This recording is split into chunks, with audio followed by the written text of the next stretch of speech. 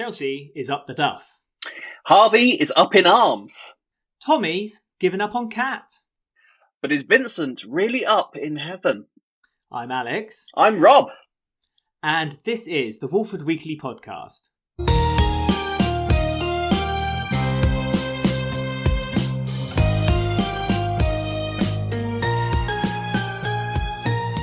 Hello everyone and welcome to Walford Weekly, your weekly EastEnders podcast, where this week we'll be discussing the episodes that were released on the BBC in the UK from Monday the 11th to Friday the 15th of October. And every week I cannot do this on my own. I need a friend by my side. And this is the 50th time he's been by my side. It is Rob. Hello, Rob. Hello, Alex. How are you this week? Hello, everybody, for the 50th time. Can't believe it. 50 episodes I've done. This is mad. I mean, you've done like hundreds and thousands of these now. 50 episodes. Been a year nearly since I joined the podcast. That's mad. I know. It's flown by, Rob. Flown by. It was on your birthday last year when we first started doing the podcast together. I've missed one episode, so that means we've only done 50 because next week it'll be your birthday again. And we'll be done a whole year together, Rob. A whole year. Madness. Yes, a year since Ben left the podcast in the dust. It looked like everything was over. And I kind of came along like a saviour, picked it up out of the dust, and now look at us now. Look at us. As if I saved the whole thing. But look at us. Has it been great? It's been a lovely year. I've really enjoyed it. I love it. Here's to the next 50. Yes, it's been a lot of fun, Rob. Honestly, it's been great that you've been able to pick up the pieces from Ben. But obviously, Ben's not been forgotten. He's not completely gone. He's still here. He's still on Twitter with quite the presence on there, and he occasionally comes on to do the podcast now and then as well. But no, it's been great to have you on, Rob. And everyone who's listening, give Rob a congratulations 50th. On the comments below on YouTube if you're watching this, or just get in touch with us on Twitter and Instagram. I mean, it's taken 50 episodes for me to get my teeth in, and I'm sure you can address it much better, you guys out there, to thank Rob for joining in and doing the podcast for so long. And as is now the way we do things on the show, we are starting with a look back at a retro episode that happened this week in the past on Beale's Suitcase.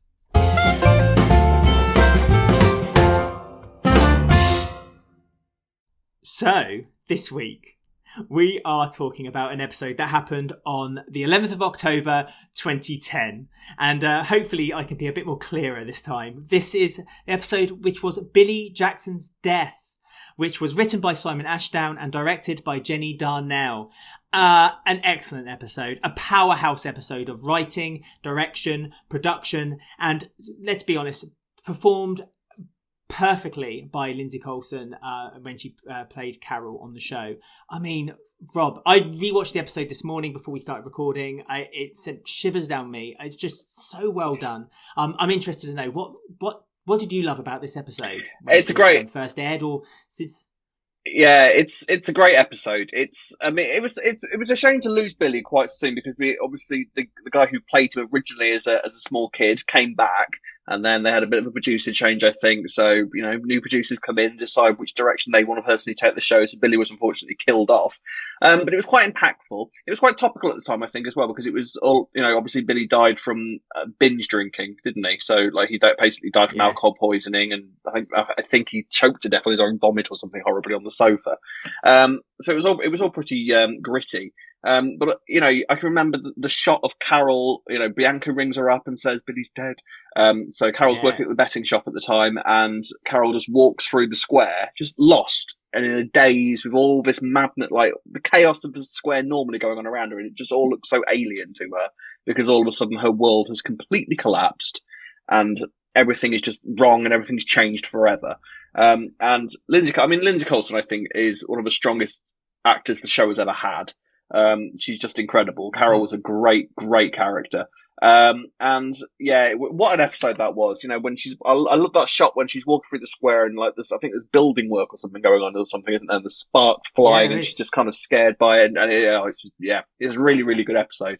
And then she comes home and just finds Billie on the floor, sorts his sock out, and then just everything hits her all at once, and then it just leads into quite a lengthy thing for Carol, I think, doesn't it? Where she's got to accept the fact that she's lost her son, because her and Billie weren't getting on really at the time, were they? Because Billie had gone to join the army, and was really kind of going against his mum in a lot of ways, so they didn't part on particularly great terms, unfortunately, which I think haunted her for quite a while. But yeah, what a performance and what an episode! Yeah, stunning. Absolutely. I mean, any actors or actresses that work with Lindsay Coulson, it's almost her talent gets pushed onto the other actors. Like Bianca's performance in the episode was perfect. Whitney's performance was brilliant. I mean, looking at Sonia, who worked alongside, just the character of Sonia, she's just perfect. She's just as good an actress, being on the show, because she's so generous with what she's able to give out.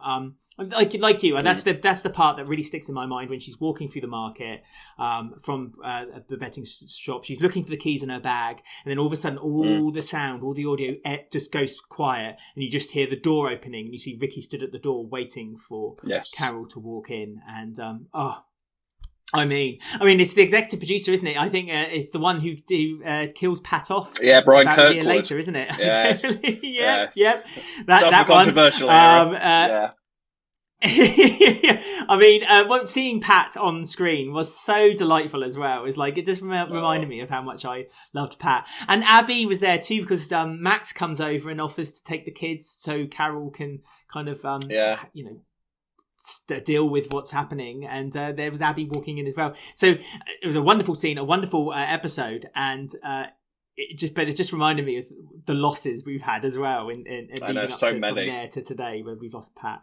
And brilliant episode. If you can find it, I believe it's chopped up on YouTube in 4 parts, so I think you can watch it through that if you want to watch it at home.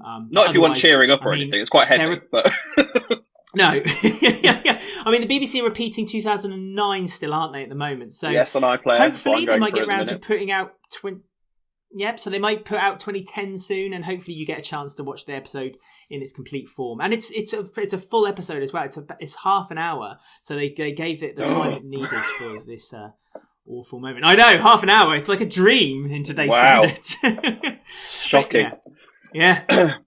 So that was another Loose Suitcase closed, and we'll be back next week with another story that happened in the past, in the week that we broadcast this next week's episode. However, we are now talking about the current EastEnders, and we are starting off with Janine and Scarlett and Kat. And Janine basically wants to impress her daughter, and she kind of did this week by getting Frankie on board, teaching her a few deaf history secrets, teaching her some sign language, mixing in some of her own, truths in there that Rick Ashley created the applause sign language who knows? Sign. But it seemed to impress Scarlett, didn't it? But it didn't impress Kat. And it kind of culminated into a big fight in the Vic. Cat fight. Between Kat and... Yes, a big cat fight. I mean, what is Kat's problem? Do you think Kat's feeling a bit jealous that Scarlett is beginning to warm to Janine, but Tommy seems to be kind of distancing himself from her a little bit? Yeah, I mean, to be honest with you, I was still kind of team Janine throughout the whole of this week. Kat seemed, because once they had like the rolling around on the floor and pulling hair out of each other's heads and all that sort of thing. Kat looks down and goes, "Oh, and you can forget about getting your daughter back." It's like, that's not up to you, Kat. You're not you're not like the other parent or anything. It's nothing to do with you. So Janine is yes. Well, so Janine's basically trying to impress Scarlett this week. Now, the whole death thing, I have to say, I did find it quite funny. It amused me. I have to say, when she's standing in the. Yeah, I liked it when she goes up to Frankie. And it's just like, I need you to tell me all about deaf history. Frankie's like. But yeah, I mean, I did know that was death for clapping, because obviously Rose Ailing is on Strictly at the moment. We're seeing a lot of that with the death for clapping. She's doing very well. Yes. But yes, the whole Janine and Kat thing. We did wonder how long it would be before Janine found herself being kicked out of the Slaters. And I'll be honest, it lasted longer than I thought it was going to. But Janine is now. She's now living at Honey's, isn't she? Because now Honey's obviously gone abroad with Janet to Miami. So now we've got Billie, Jay, Janine, and Will currently living in that flat. Jay is watching Janine like a big ginger hawk, and so it remains to be seen how long Janine can stay in this. Stay in this place, or whether she's going to be looking for somewhere else to live within the next couple of weeks. What do you think? Well, Jay didn't want Janine there in the first place, and it took a oven meal of fish fingers and chips to convince him that perhaps she's more useful in the house than works for me. Thought. So he's. I was just going to say, to be fair, that I'm an easy dinner cooker to oven chips in the oven. No. I'm happy. No. She tried to push Billie to kind of be on her side, didn't she? Because Billie's like her lackey, which I find absolutely adorable, that she can always rely on Billie to kind of be the one who will always support her and will always be by her side if she needs to do something or gets something to her own way. And Jay did take some convincing, and luckily for Janine, it was convinced enough that she can now stay with them. But like you say, I think he did make the kind of promise that as long as Honey gets back, then Janine needs to leave. So then that leaves Janine out on her ear again. So, I mean, what's Janine going to do really? Because she's working, she's got a job now. She's working in the Vic. So can she not kind of find a flat? Because we all know that real estate in EastEnders is shockingly cheap, apparently, and easy for anyone to kind of get into, unless you of course rent from the Panasars, and then it's a completely different matter altogether. But I mean, do you think Janine will just move back to the Slaters eventually, or will she get her own flat? I mean, she's going to maybe need to find her own place to live as well in order to get Scarlett back, perhaps. Yeah, no, Janine's not going back to the Slaters. Absolutely no way, because the fact that Kat's fallen out of her for a start. So Kat is done with Janine now, and the thing is, Stacey will be back soon. And if you think Stacey's ever going to let Janine live in the Slaters' house, then you've got another thing coming, because that's never going to happen. So I think what Janine's doing now is basically just clinging to Billie very hard, because that's basically all she's got at the moment. Yeah. But this is the closest we've seen Scarlett and Janine since the pair of them came back. So do you think that Scarlett is now starting to warm a little bit to her? Because I don't think the fight necessarily put Scarlett off her. And I think that because Tommy has given up on Kat this week. He officially disowned his mother this week. We've all done that. Just sort of disowned his mother because he's sick of all the lies, and he wants to find out more about his father, as does Scarlett. So I think the pair of them are going to start working together and basically maybe both go against their parents. So where could it go from here for the kids? Yeah, I wondered that, because Scarlett was there present whilst the fight was happening, and she just she didn't seem that upset by it, while Tommy seemed more upset by the whole thing. I mean, we must remember that Janine did eventually do that talk to the class as well, and Lexi was super impressed. She was like, I wish that was my mum. I mean, Lola, if Lola had heard that, she would have been sick to the gut. You want Janine to be your mum? But the whole class loved that speech that Janine gave, apart from the teacher.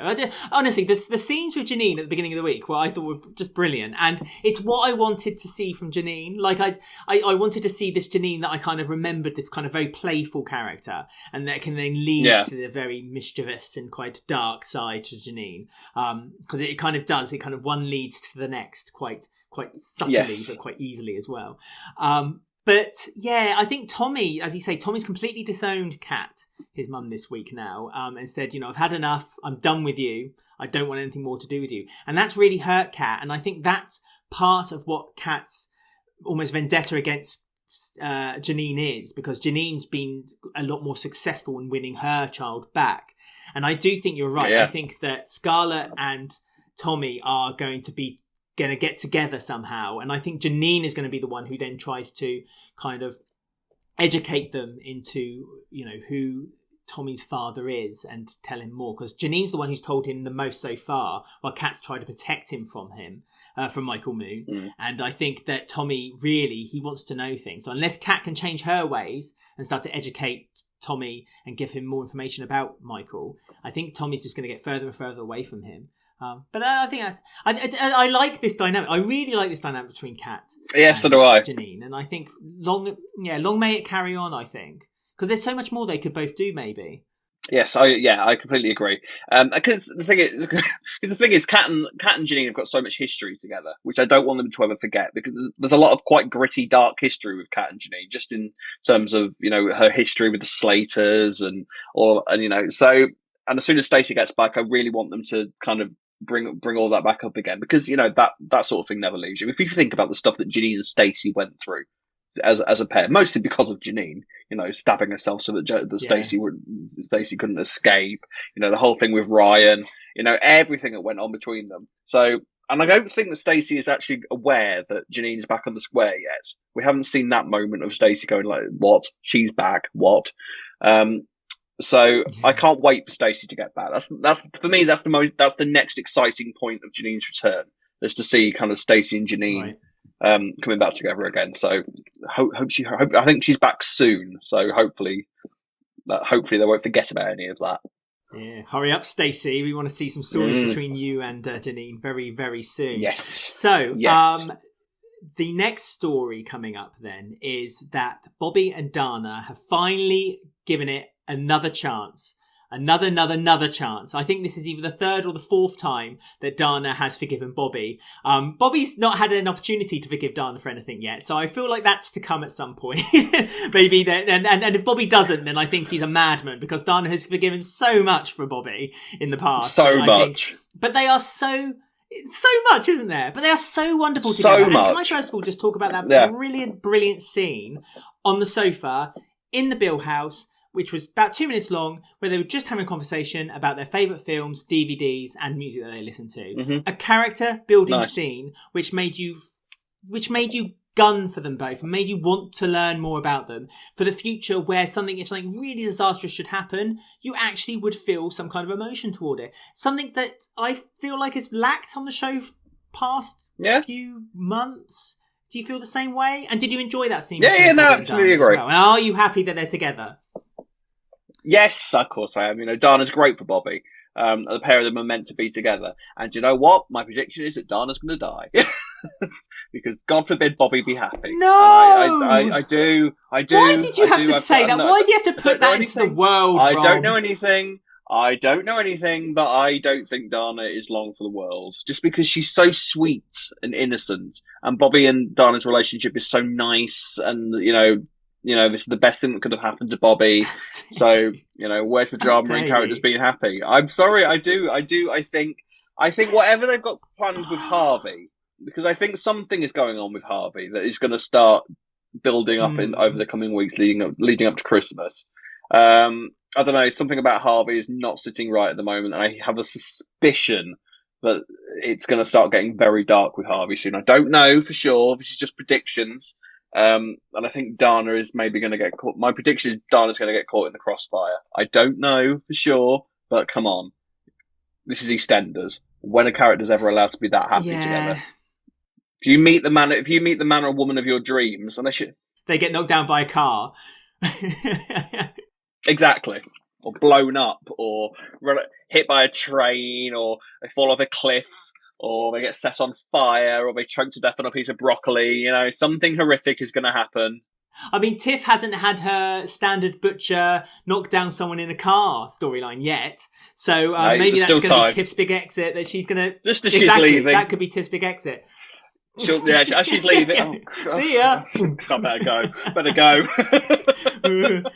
I didn't realise that speed bump on Canal Street is here. Oh, I better go. You saying about Harvey. I know we've kind of talked about the past of Harvey. Dana's brother is being introduced, I think, next week. Yes. We know a few bits and pieces about that, but that's not happened this week, so we're not going to talk it yet because we're not going to do any spoilers about it. However, we have discussed whether Harvey and his wife, Dana's mum, perhaps something happened to her that's caused Harvey to be very protective about Dana, and especially about the kind of religion of Muslim and Bobby's religion.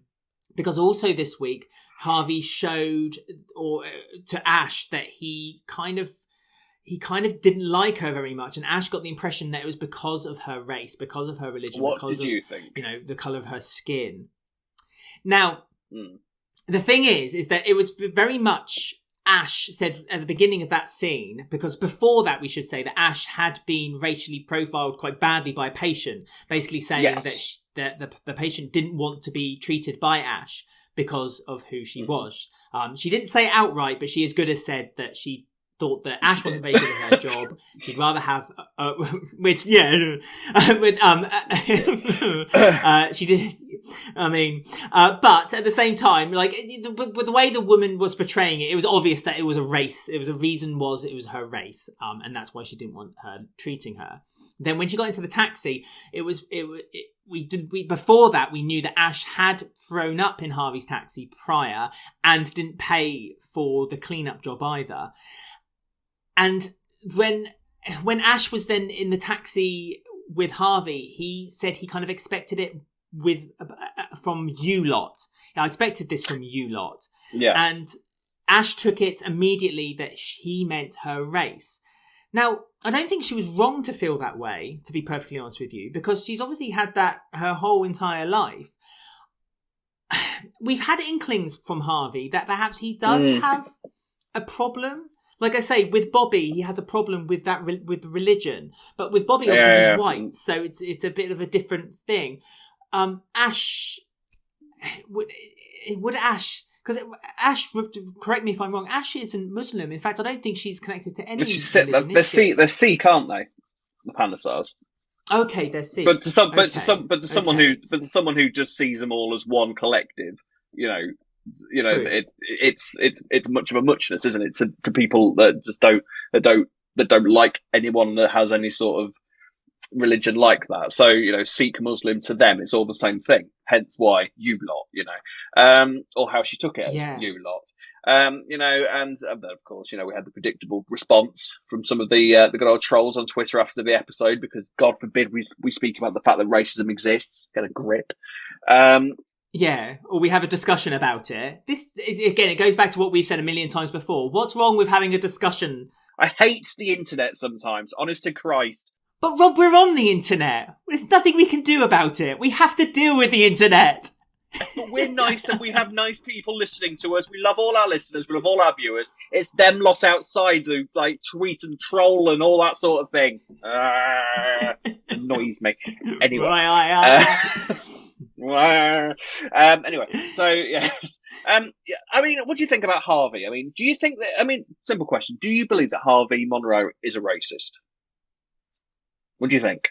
I don't. I just think it's one of those things. No, you shouldn't excuse people for being this way, but I just think he's of that generation where, and we discussed this a couple of weeks ago. He's of that generation where he doesn't understand things. It frightens him, and so he kind of reels himself back in. So instead of learning about it or kind of expanding his knowledge and then understanding it, then he'd probably feel more comfortable in that situation. I think his flippant comment, "you lot," I do think it was fringing on race. I'll be honest with you. I think it was a kind of an encompassing a lot of things. It was her age, it was her race, it was her general attitude, and I think he kind of made it one thing. So when he was saying "you lot," I think it wasn't just race. I think it was a lot of different things. But that doesn't excuse the fact that he said it. So I don't think Harvey is a racist as in he goes out of his way to offend people. Because again, he did that when they were trying to open the mosque. They were handing out flyers. And he said, "Oh, can't you get on one of those magic carpets?" Yeah, there's been one of these little moments. Little microaggressions sort of thing. I've got to be honest, I think it's quite an interesting little direction to take a character, because actually what we have with Harvey, if this is where they're going with it, and I suspect they are, it's quite interesting that we're sort of looking at somebody. It's not as cut and dry as some of the racists we've had in EastEnders over the years. He's not quite as on the nose, as the woman in the hospital or the people that beat up Dana the other week.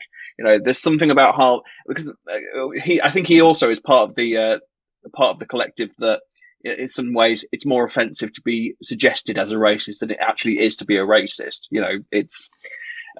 So he's in that delightful little category, I think. I don't know. I'm interested in Harvey. He's not Phil Mitchell is the other thing, because remember, Phil Mitchell used to be a proper racist as well as a homophobe, as well as of course Phil's a rainbow warrior. Do you think? And loves the world. Phil, yeah, Phil used to be really racist. I can remember in the early noughties, when Phil was allowed to, when Phil was allowed to be racist, because he takes it all after his dad, didn't he? Anything that Eric believed, Phil believed. So I guarantee you there was some racist moments from Phil in the past, but then obviously they've settled Phil's character down a little bit because we're supposed to like Phil. We can't have Phil being racist and homophobic, No. So. But what I'm saying is Harvey isn't Phil.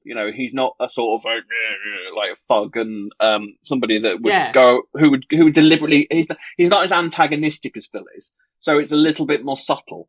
And maybe he doesn't believe he is, which is again an interesting look at it. And I think it's quite interesting to see a character like that because that's actually quite a unique sort of look at racism and microaggression. And we still don't know, like I say, I think we might get a few more answers when Aaron arrives as to, the secret behind the missing mother, behind the family's history, a little bit of a reason as to why Harvey maybe is the way he is. I don't know. It could turn out that we're talking a lot of rubbish and Harvey isn't racist at all and it could have just been Ash being sensitive. That, of course, is possible, but I think that there's been a few little seeds layered into Harvey's character in the bit that we've seen of him so far. His main issue with Bobby does seem to be the whole Muslim thing. I think he seems to be quite over the murdering sister thing, as the rest of the square are. Oh, bless Bobby, kill the sister, that's fine. But so I am really, really interested to see where they go with this because obviously the run up to Christmas. There's been a few little rumours in the press about what we might come to expect this Christmas, which sounds like it's going to be quite big if. The true. Did you want to talk about this? Yeah, I can do. We may as well because I think we can do because I think it's probably, right. If anywhere, it's going to be in this story, isn't it? So yeah. Yeah. Okay. Well, yeah. Now that makes us sound a little bit like we're going to. No, because reasons. But it feels like unless Janine takes a graphic turn in the next few weeks. Yeah, starts bomb building. I mean, okay, there may be spoilers then. None of this has been confirmed here. None of this has been confirmed. No, not at all. But there's rumours that for the Christmas episodes this year of EastEnders, that there is going to be an explosion caused by a bomb. Now, Rob and I have talked about this during the week because we've both been a bit like, right, okay. So, this is my view. This is personally my view. Yeah. I feel like... and linked to terrorism. I should also add that as well. It's been linked to terrorism. That's the big thing. Not just bombs. Yeah. So a lot of terrorist attacks tend to be reported that they are connected to some kind of religious reason. Okay. And I just think that I'm not religious by any stretch of the imagination, but to use a storyline like this at Christmas time just feels a bit... Ho, ho, ho. Yeah. I mean, we're used to EastEnders kind of having storylines where, it's a bit dark, like Mo having her head shoved in a plate of, gravy.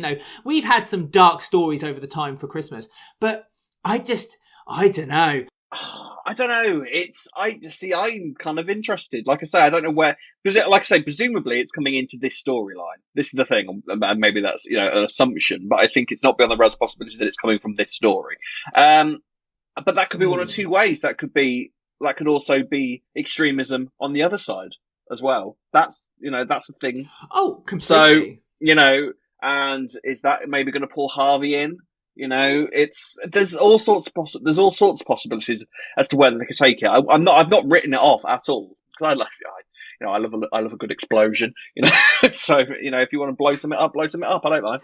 At home, on TV, on TV, wherever you like. If we're not going to have a turkey thrown across the kitchen, blow something up. One or the other. That's all I want. Well, this is Christmas, it, Rob. That's another thing I was going to ask you. I was going to ask you about this.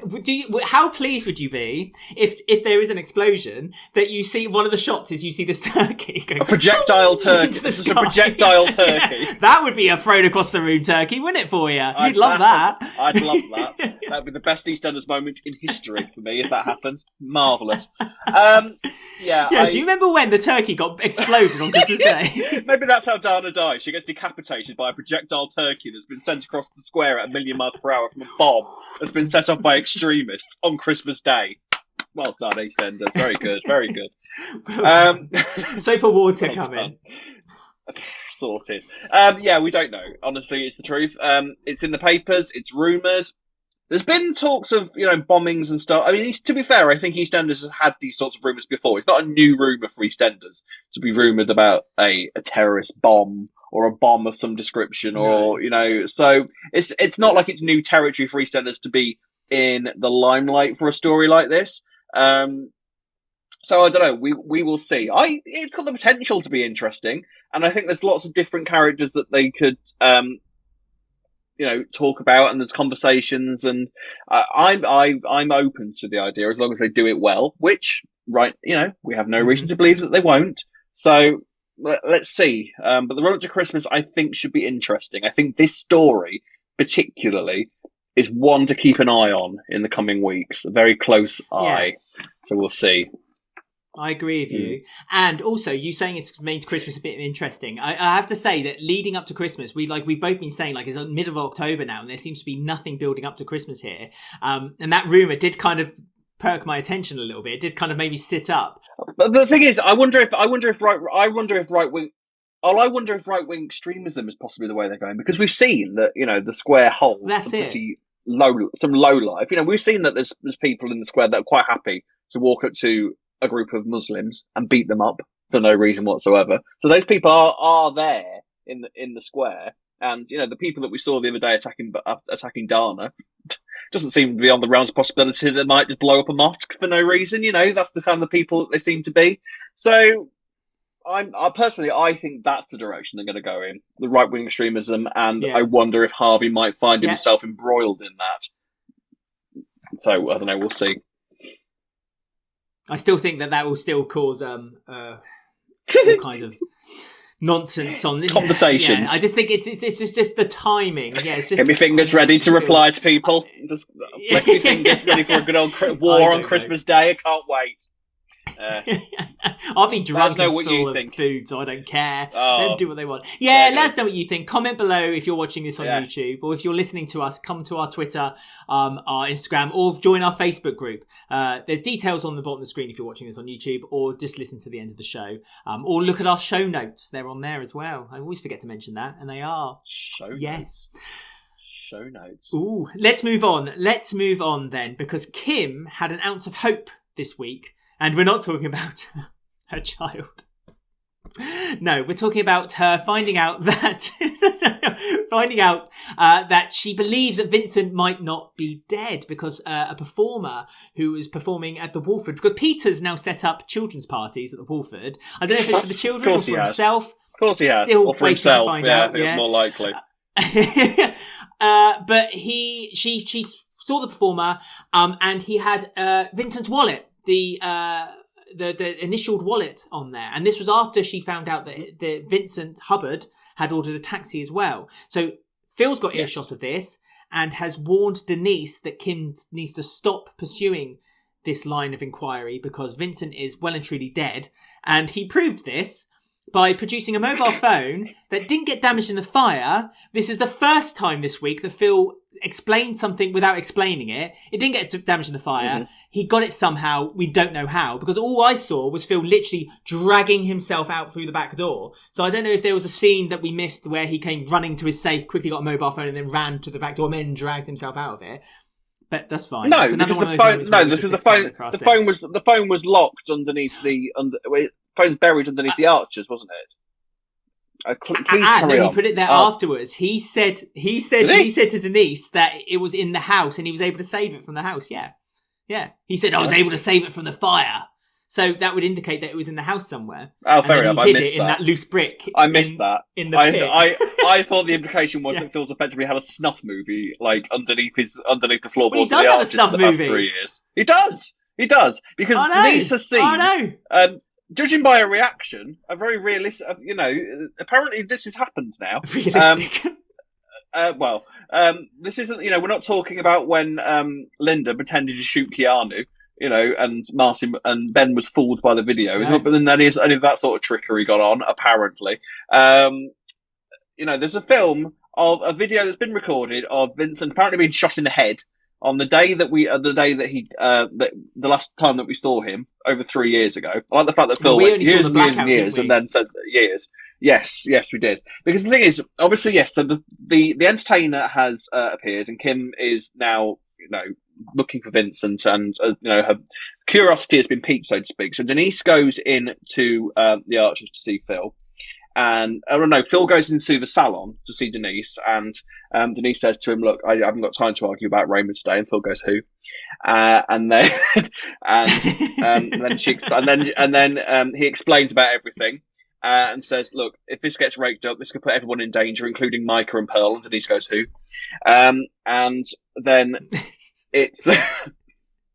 Did you know? I saw an article this week that said 2 characters haven't appeared in EastEnders at all this year. We're in October. We're in halfway through October now, so we're in the 10th month of the year. Pearl and Ricky, little mini Ricky, have not appeared for the entire year this year. Apparently, mini Ricky. Not one appearance. No, you forgot about Ricky. Well, she did it this Ricky, week. I don't know about Ricky. Apparently, that was Pearl's first appearance this entire year. What is going on with the kid? Why do they keep giving these characters kids and they keep losing them? It's careless, But they're like the Tracy Barlows, aren't they? Remember there was an old joke for Coronation Street years ago. Just going upstairs every time they need Tracy, go upstairs. Yeah. Where's Tracy? She's upstairs. Tracy's upstairs. Yeah. I'll go in upstairs to play me tapes. And she comes back down. I've played me tapes. Where's little Ricky? She's gone upstairs. Yeah. Yeah, but in this day and age, it would be something like, "I've gone upstairs to play me PS5," something like that. but Denise has made a deal with Phil this week, hasn't she? She made a deal with Phil this week that she, basically, if he can get the salon back, which he does, again, unexplained, just said, spoke to Richie, you don't need to ask about it, but you've got the salon back, so you're fine. Yeah, exactly. But yeah, another unexplained moment. It's like, just how? How did she do it? She could have said you delved into their history. No, unexplained. It's fine. We don't need to know. We don't need to know. Denise doesn't need to know. Who cares? They got the salon back. That story of peril and excitement, that's over. Let's never remember that again. So Denise is now taking bookings again. But yes, Phil and Denise have made the deal that now Denise gets the salon back for Patrick, that she will make sure that Kim stays quiet. But Kim doesn't know about this deal, and so Kim has continued to investigate using Jack as a kind of a plant. What was Jack's name this week? Nigel. Jack played Nigel. Do I look like a Nigel? And he kind of asked questions about where he got the... asked questions about the wallet, and then we soon discover that he used to work in a scrapyard. The fake... Yes, but the fake Vincent Hubbard used to work in a scrapyard, and people used to drive in with 3 people in the car and then drive back out with 2, and he was told never to ask questions about it again. And so basically now Kim knows that Vincent is dead. I mean, I don't think it's confirmed that Vincent's dead. I know I live in the world where I think Tina's still alive and it's never going to happen. But, just because, as you say, just because Vincent's been seen, shot, we know that they can be faked. It happened last year with Linda and Keanu. And, I just think it's still ripe for the plucking that they could bring Vincent back. And it would be even more surprising if they did have a recast Vincent back on the show at some point. How did you feel about this story? Did you? I mean, this is the thing. It sort of lowered the suspense of it, because I know full well that Richard Blackwood is currently in Hollyoaks. So and he wasn't about to do a Kathy Beale and turn up, just basically quit his job live on air. That wasn't like Kathy did. So there wasn't really that much. I didn't feel like there was that much suspense for it this week. Vincent dead. I mean, he's like I say, 3 years it's been. He's practically been dead in the minds of everybody for the past 3 years anyway. So, is it really, I don't know. So, but where does it go from here? I mean, is the biggest question, isn't it? Because Denise, well, here's the thing. Everyone is now keeping the secret from Kim, aren't they? Kim is now the only person who doesn't know that, Phil was involved, because of course Phil was involved.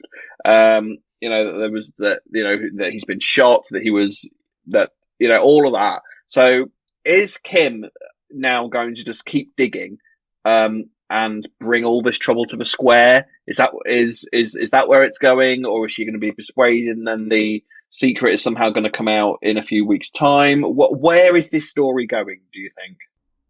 Well, the thing is, as you say, everyone knows that basically Phil wants no one to take this any further apart from Kim. So surely there's enough people to stop Kim from taking this any further. But it just feels a shame if they were to end the story like this. And I just think that the sweetest ending to this story for me would be if you actually find out that Vincent isn't dead and somehow maybe he was shot, but somehow he was okay. And he comes back. I mean, you're absolutely right. I don't think Richard Blackwood has any intentions of quitting on air like Gillian did many moons back when she was on the roof with Phil. Oh my God! I just thought, you could imagine if they did a really awful that Phil has been covering up Vincent's murder the whole time, and that he's been getting cheese and pickle sandwiches for him. I know, but Phil might feel a bit guilty because Phil did feel guilty when it first happened, didn't he? He bought Kim a holiday, and he felt very. Yeah, but he can't be doing that as well as doing the same thing for Ronnie and Roxy. It's one of the other, and I think we know who we'd rather he was doing it for. So in my version of EastEnders, when I'm working on the show one day, expect that as the Christmas stuff. I tell you, Ronnie just appearing one day, it's happening. It's funny how you can honestly see a future where Ronnie and Roxy could feasibly return. Where in my head I cannot, but with Vincent I can. Nah. I know you're not the only one, but it doesn't mean just because you can doesn't mean you should. I'm just saying. I mean, seeing this week where we saw Kim not playing a stupid, comedy part, and you actually saw a kind of very serious part and story with her this week. It was a really welcome change. Tamika acting, yeah, it's good. She was great this week. Yeah, it was. She was really good this week. So I'd like to see more of that from her, and I think that perhaps it could only build maybe with her to have a counterpart with her. I don't know. I mean, the problem is, as soon as the episode the other night aired, there was lots of articles saying EastEnders confirms the death of Vincent, and it's kind of like, I don't believe it. It's so hard to believe it these days, isn't it? Because they're so famed now for doing all these fake outs and people back from the dead. So it doesn't. When they reveal stuff like that, I'm like, you're a liar. I don't believe you at all. Even the thing with Tina, I still don't 100% believe that Tina's dead. Even though Louisa Bradshaw White is now releasing stories saying that she's quit acting, I'm like, you're a liar, love. I don't believe you. I don't believe you at all. So it's. I don't know what I need to be. I don't know what I need to see or hear to be convinced by these things anymore. Unfortunately, but it's going to take a bit more than Denise doing shocked by someone being shot in the head acting for me to be 100%. Unless I see that bullet go into the brain personally, I'm not convinced. But I don't know. We'll see. So, would you like to see Vincent back then? I would, because I just think that him and Kim would be it'd be nice to have them back as a partnership. I just like them together. I really like them together. And that's okay. Quite telling, because when Vincent was first introduced to the show, I hated him. Absolutely hated him. And then as the time progressed, I really warmed to the character of Vincent a lot. And I wouldn't really want him to change either. I like him being a bit of a police snitch. He'd work well with Jack, wouldn't he? Him and Jack kind of snitching together. In a world of in a square full of grasses, which Phil can then moan about. Yeah, that's another thing I was going to say. I hated. I think he might be dead. Kind of made out that he was. Yeah, I hated that Phil kind of made out that he was completely kind of almost innocent in all this as well, and he kept blaming who's the Irish guy. Phil always does though. Phil's innocent of anything. Aidan Maguire. Aidan, yeah, he kept blaming Aidan the whole time, and it was like, come on. I tell you what, if they bring him back, of all the people to return, let's not bring Aidan back, please. I can't deal with all that again. That was mad. I doubt they will do that. They don't want to repeat that era again, do we? that was a strange time. No. As another story that kind of came out this week was that Chelsea is pregnant. And it's, I say believed to be Gray's baby, because I'm presuming that she's not. Did she sleep with that guy who was at the club? Remember, she was seeing another guy at the same time. Yeah. So it's presuming that it's Gray's child. isn't it? Like, because Chelsea slept with someone else. Exactly. So I'm not a 1,000,000% convinced it's Grace, but but yeah. So Chelsea's doing doing this thing that it seems like every single pregnant woman on Walford does at the minute. Like, discovers she's pregnant, right? That's it. I'm getting rid of it. Going to an adoption clinic. Sits in the adoption clinic. Watches the goldfish go by in the tank that was smashed by Mel all those years ago. And then goes into clinic and then says, "No, I couldn't go through with that. I'm going to keep this baby, and it's going to be marvelous, and I'm going to be the best mother Walford's ever seen. And I'm not going to tell the father. The father, I know everybody else always gets discovered when they do this, but I'm different." So yeah, I mean, Chelsea saw this as an opportunity for her to grow up, didn't she? Because she said that she's always letting everyone down. She's letting her mum down. She's let her dad down. And the reason Lucas kind of took the fall in that wonderful story that we had at the beginning of the year, that every time we watched it said it is what it is. And she said that she promised her dad that she would kind of like stand up, be more mature, adult it out, and kind of like be a better human. And she sees this as her opportunity to do it, looking after another human, which I feel is a strange route to kind of make that decision down, but fine if that's what she wants. I mean, she's also made a big mistake that the one person who does know she's pregnant with Whitney, possibly Gray's child, is Whitney, who is 100% like Team Gray, despite 1,000,000% going to tell Gray. Chelsea said this week, like. Yeah, but also, like Chelsea said this week, it's like, don't trust Gray. There's a lot of dark in him, and you just shouldn't trust him. And Whitney's like, yeah, I saw it, but I just thought he was a bit upset. You know, he's had a hard year. It's like, I've dealt with blokes like him. He's had a hard year, has he, Whitney? Yeah. Yeah. I mean, oh God, Whitney, how blind are they making Whitney into seeing exactly what Gray's like? I mean, Whitney has had such a horrible, horrible past with relationships that surely she can see what Gray is like. No. I feel so frustrated for her. It's like she's deliberately putting the blinkers on because she's just so desperate to be loved and looked after. She even said this week that she's getting old. She's younger than me. She's getting old and she needs to settle down. Are. It's like, oh, shut up, Whitney. Yeah. Yeah. I know. What, younger than me? How dare you? But yeah, how do you feel about this love triangle then between Chelsea, Whitney and Gray? Yeah, well, my issue is, now that there's possibly a Gray protege on the way, is that not just extending Gray's life on the square even longer? Because he's now got to discover that he's got a child. He's got to do something about said child. He's going to try and now battle with Chelsea. How long are we going to have to deal with Gray murdering people? You know, he's clearly not done yet by any stretch of the imagination. Like, what? I thought we were getting closer to the Gray kind of climax, but apparently there's still more Gray to come. Might be great, I don't know. But this is I mean, of Whitney of all people, because Chelsea literally was out there like, "You're not going to tell Whitney, you're not going to tell Gray, are you?" Whitney's like, "No, could be cynical. I won't tell Gray. No, you can trust me. Trust me with this information. I won't say a word, love. Trust me. It's going to take about 5 seconds for Gray to flash Whitney a smile, long? Anything like that. That long, yeah, exactly. And then Gray will be like, and she'll be like, "Chelsea's pregnant with your baby." I shouldn't have said anything. Oh, what am I like? Because of course the other thing is, Gray, meanwhile, this week is still trying to fight. I mean, bless him. He's got delusions now because he's still walking around dressed as a lawyer, despite the fact that he's very much now not a lawyer because he's got no job, no prospects, no money, nothing. He's late with paying Whitney for babysitting duties. So Gray is kind of on his knees at the moment in terms of everything. And he used Tina's card again this week. We're going to clearly ignore the fact that the police would be bang on that. If there's any, let's just ignore that. All right, clearly that's not going to be a thing. So there's no point going traceable. Yeah. Don't mention CCTV with Gray. That doesn't exist. He's gone for the only cash machine in the entirety of Walford that has a broken CCTV camera machine. The thing that tracks cars in front in that particular cash point, that's broken too. It's all all fine. That's clearly not going to get brought up because this is the second time that Gray has used Tina's card in the square, and at no point have the card has had this phone call going. I suppose you've seen Tina around, have you? Because she's been using the cash machine quite close to you, and only cash machines quite close to you. So clearly she's around the square somewhere. No. obviously, yes. So obviously, Whitney is growing close to Gray. Those two are basically now on the very edge of being together. They haven't had that official. I don't think they've slept together or anything yet.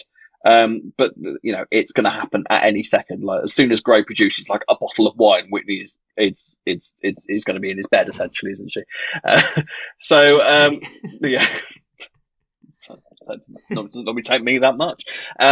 So what do you think? How long is it going to be until Gray discovers this baby exists? Are we going to have to go through the whole of the pregnancy before he discovers it? Is he going to find out next week? How long is it going to be until he discovers Mini Gray, a proddy Gray? A proddy Gray. I have a theory on this. Go on. Oh yes. Go on. And I tweeted it as well. This is my theory of what I think could happen. Here we go. I think that Chelsea is going to discover that the whole past of Gray just at the opportunity when she's quite heavily pregnant. I don't think Gray's going to find out that it's his baby, actually. I think Whitney will keep it a secret. Obviously, there'll be acts now and then, and there'll be moments when she's about to do it, but she won't say it outright. And I think that there'll be a moment where you see Gray and Chelsea will find out about Gray. Gray will then take Chelsea to kind of an abandoned building or the edge of a bridge or the edge of a train track, somewhere where there's potential for him to kill her, shenanigans. And he will just about to kill her, but basically admitting everything is true, just about to kill her. And then she'll say, "This is your baby." And then Gray will be like, "Oh, heck, what do I do now?" So then he'll take her, keep her secretly locked up somewhere, a la Denise being locked up by Lucas. Like his mum, so yeah. Yeah. Like She will then give birth, a scene which I would love to see, actually. She will then give birth on her own in this warehouse or wherever he locks her into, this haunted house, I don't know. Haunted house! I was thinking about it while I was watching this scene. I don't know. I just think ghosts. Right. Woo! I'm in the Halloween kind of mood. The ghost of Pat Butcher just wandering around the background. You'll be all right, sweetheart. Yeah, it'll be fine. Yeah. Go on. Ronnie, Roxy, kind of in their white dresses, soaking wet, dripping on the floor. And not dead, so they won't be there, but carry on. At Tina, of course. Tina with a subway. No. All right. Yeah. And so basically, this will basically string out and out and out and out for months and months and months and months. So any potential of Gray dying at Christmas and this story ending at Christmas, I think has been completely quashed. I do not think that the Gray storyline is ending at the end of this year. I think it's going to carry on till next year. And I do appreciate that a lot of people did get in touch with me and said, like, yeah, but Kate Oates has pretty much admitted that this storyline hasn't really gone the way that they hoped it had gone. Yeah, it hasn't, because the domestic abuse part has literally been pushed to one side.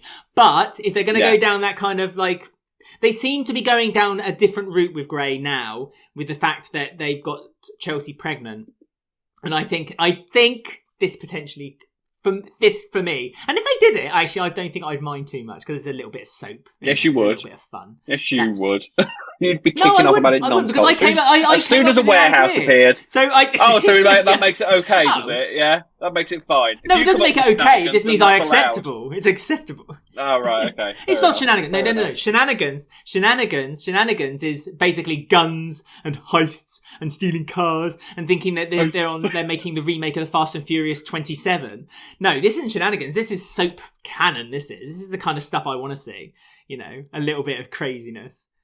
Yeah, I'm on board with this one. I'll tell you what, why don't we just have us as storyliners? That would take the show in a very different direction. But that does not excuse the fact that I think that they've potentially ruined a domestic abuse storyline that they could have had with Gray. And if they do decide to take it down the route of the domestic abuse with Whitney, that's fine as well, because obviously that was the main intention of the story in the first place until they started making him into a serial killer. But the main thing is, at the end of the day, is that I do not think that the Christmas storyline is Gray. Strengthened by the fact of something we talked about earlier on the show, which is the whole stories that have been coming out about explosions and so on and so forth. Unless Gray takes a course in the coming weeks very quickly. Yeah. And he still won't get caught by the police. He could literally get the book out of the library and they could look up his internet history. He thinks that if he just puts on private browser, the police can't see what he's up to. That's not how it works, Gray. That's not how it works. Anyway, another story, and a very tiny story this week. In fact, it was like one scene, and that is Dotty got a phone call this week from her mum, Sandy, and she's desperately now trying to find a way of helping her mum, and it's kind of gone back to now the plan of her scheming against Sonia and getting Tom on board to kind of like get the money that she feels is hers, that she can then pay for the help that her mum desperately needs. And Tom's kind of say, like, you know, just don't forget about your mum. She's a lost cause. Don't bother with her anymore. I mean, we talked about it last week. If it's your mum, it's your family, you kind of do everything you can to help them out. And, you know, how do you feel about this? Do you think Dotty's taking the wrong direction to help her mum? What else could she? No, I think it's perfectly natural for the way that she's gone. You know, because the last time that I think Dotty is now feeling betrayed about the fact that Sandy took that money and ran away. Because she knows what the money's being spent on is the issue, isn't it? But she knows full well that Sandy took that money to buy drugs. I mean, the parallels between her and Nick and Dot and the whole thing like that is so interesting, I think. I love that. You know, Dotty now has, instead of a son that's like steals money for heroin, Dotty has a mother who steals money for heroin. I love that. I love the parallels of that. I think it's brilliant. I love that so much. I think it's great. If they even say, you know, if Sandy is a character that keeps coming in and out and does all that, I love it. Yeah, I mean, there's not a huge amount to discuss about it this week, but I wonder if Tom is like, whether there's going to be a scene between Tom and Sandy, or where Tom is going to... I'm intrigued to see... I mean, maybe this is another thing that can lead into Christmas as well, because presumably we've got that reveal. Although I think that this story is a little bit early to do the reveal yet. I don't know. What do you think? I think this is something that's going to go into the new year. I think... Yeah, I don't think it's going to be... I think other than touched upon, I don't think it's going to be a big story for Christmas time, to be honest with you. Maybe she'll come home for Christmas dinner, something like that, and Sonia will like make a plate up for Sandy. Yeah. The turkey will explode. And that will kind of be how it kind of wraps up for then when in the new year you see kind of like Sandy and the continuation story of that. Like you say, the parallels between Nick and Dot are staggering, and it's obvious to see. And I like you. I'm curious to see what's going to carry on with it. But very small scene this week, just kind of remind you that it's still plodding along. Right, that was the week wrapped up. We're going to just have a little chat about a little article that was in the Metro this week on I Ain't Want to Gossip. You know me, I ain't want to gossip. So this week we found an article that was actually sent to us on our Facebook group. Details, as I say, at the end of the show by Rob, or you can look on our show notes. That was basically a conversation between Stephen Patterson and the BBC drama boss, the right head up, the boss of Kate Oates, no less. Which was that doesn't exist, surely. This week. Oh god, yeah. Oh yeah. She's got many hierarchs in her. And basically Piers Wenger, I'm sorry if I pronounced his name wrong, I probably have, and I've probably offended lots of people, but anyway, Piers said that he's claimed that the EastEnders' inconsistent scheduling pattern is partly to blame for the declining ratings. He also says in the article later on that he believes that the kind of different length episodes, which we have talked about a lot, from 20, 25, 30-minute episodes, has also kind of impacted the show and its ratings. However, he did want to reiterate that on iPlayer, the BBC's catch-up service, is actually very strong for the ratings or the number of views or downloads that they are getting for EastEnders, which kind of potentially kind of explains also why the BBC are kind of still kind of maybe thinking about iPlayer. Maybe that's a potential, avenue I hope that we doesn't can happen. Continue with, like we did during the World Cup. Yeah, we've discussed that. We've talked about that before as well, about whether that kind of impacts the kind of social media and the conversation that the show has. I mean, it's interesting that the BBC are kind of openly admitting that the ratings aren't exactly what they had hoped they would be, especially in the era they're brought in Kate Oates. Because let's be honest, they brought in Kate Oates for one reason and one reason only, and that is that they saw the pull that she gave to the other soaps, and they thought EastEnders, this kind of limping soap, needed that kind of push. At the time, yeah. And it's at the time, and it's I think it's kind of stayed steady, but it's not kind of got the kind of not pun intended, the explosive ratings that they kind of hoped. Wait till Christmas. Get. Yeah. What do you think about the article then? And if you want to read the article, by the way, anyone, it'll be on our show notes. Yes, actually, I think I think he's got a good point, actually, because what you need to also remember is that when these ratings are measured, they tend to be measured in kind of slots. Like as in this many people were watching this channel from this time, and it tends to be in the half an hour or hour slots. So the way that EastEnders is at the minute with the 20 minutes, 25 minutes, it's kind of in and out of those slots, so it's a bit trickier to sort of garner an average for the ratings. So that is totally a thing. All right, that is a thing. And obviously soaps are in decline anyway, so that's to be taken on board as well. I do fully believe that iPlayer is doing great for EastEnders, because apparently EastEnders this year or last year, one of the two, has had its best performance on iPlayer ever. It's one of the and it is one of the BBC's biggest shows on iPlayer. So I am in no doubt whatsoever, actually, that he is saying quite a lot of truth there. Because the other thing is, he could have just not said any of that, couldn't he? Really, he could have just avoided the topic altogether. He didn't have to specifically mention it. So I don't think I haven't got any reason to disbelieve him, to be honest with you, because I'm pretty sure that this is the same guy that used to be in charge of Doctor Who.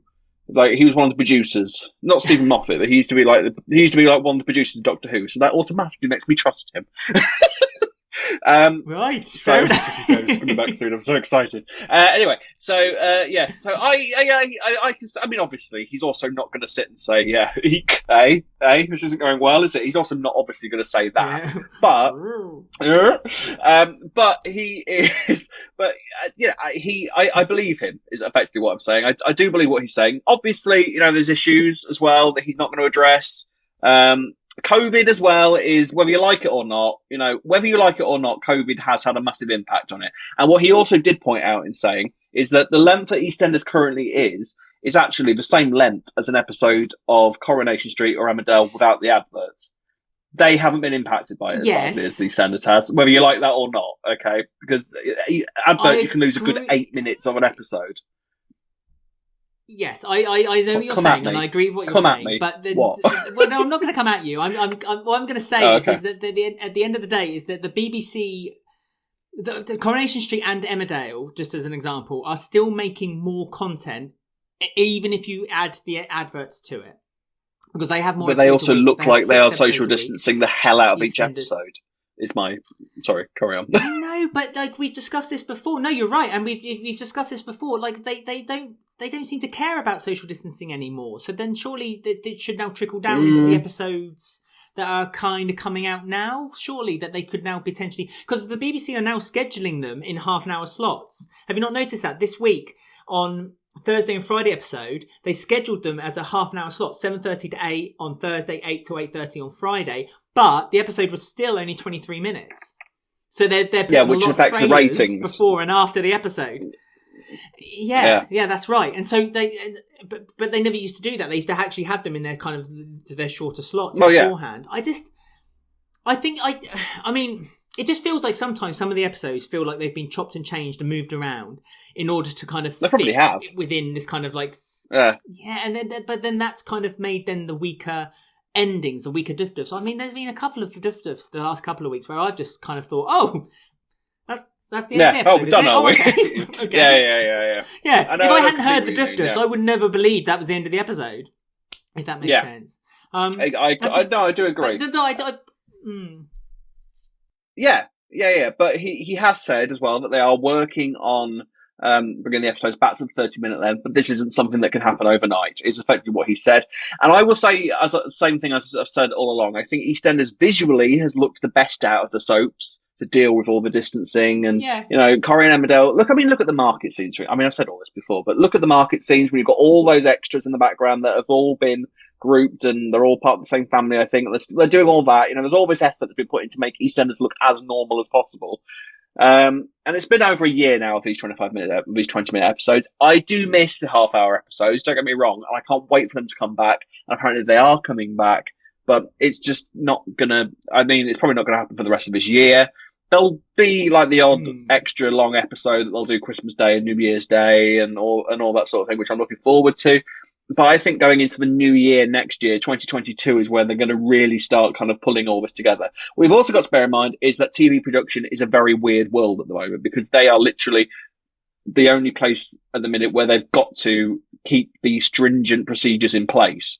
And it's not just the soaps. Obviously, it's all TV. Even like game shows that are having to bring in audiences. It's all television. Even game shows are starting to bring audiences back, studio audiences back in, but they've all got to be there's all sorts of procedures that are going to be done with the audience. So separate it's about finding screens. It's about finding ways of trying to make it all work. So it is coming back slowly but surely. Normality is sort of being restored, thank Christ.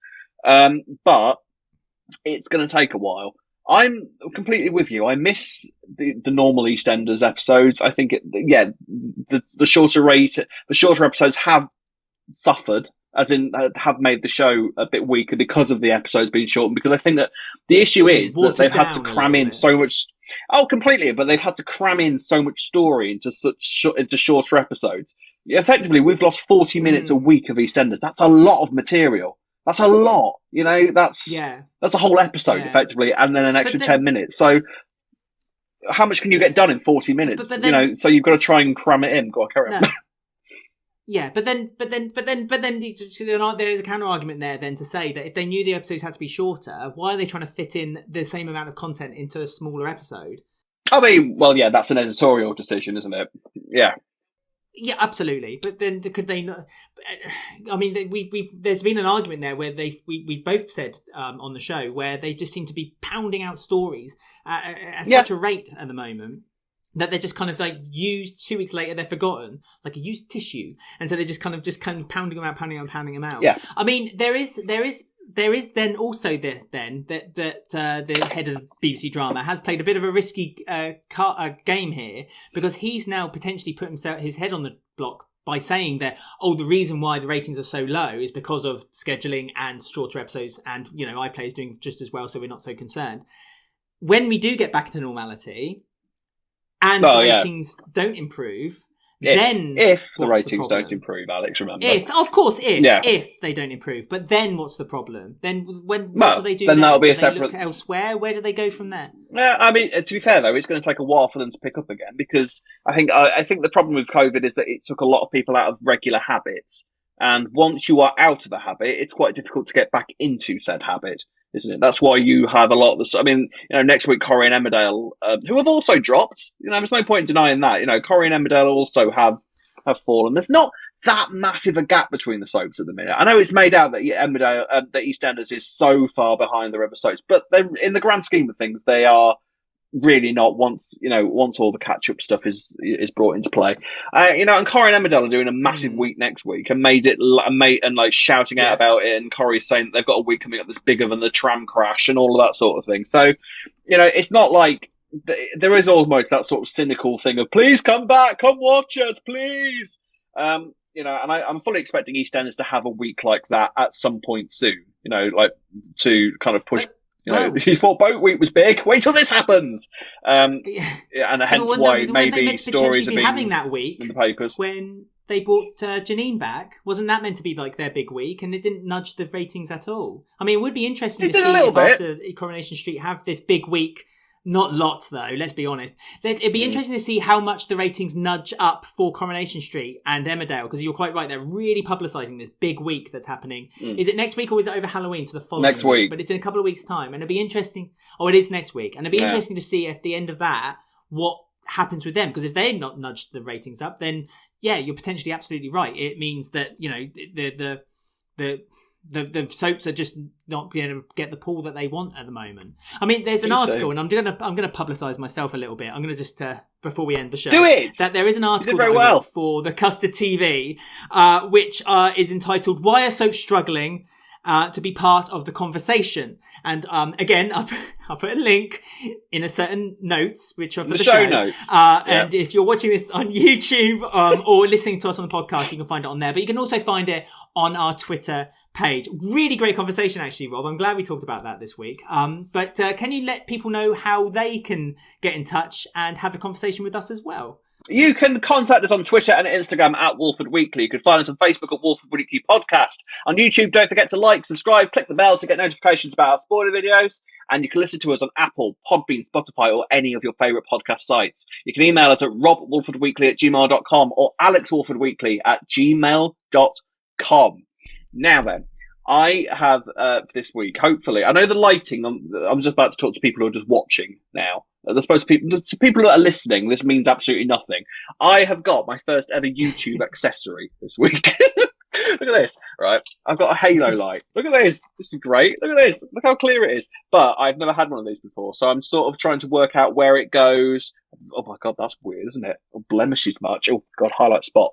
Anyway, so yeah, I'm just trying to work out where this goes. So if you've been wondering why my lighting's been a bit weird this week, that is why. But I thought, 50th episode, treat myself, and turn myself into a proper old YouTuber.